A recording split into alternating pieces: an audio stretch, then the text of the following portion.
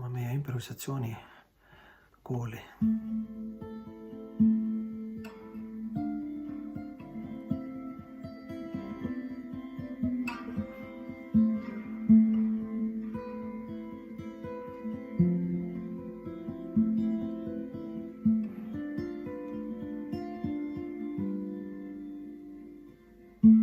On olemas 2 vaikust.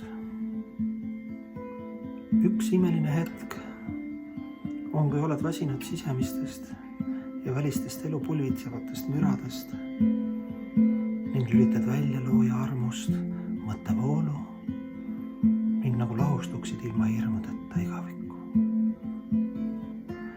Tundes ühtsust ning rahu,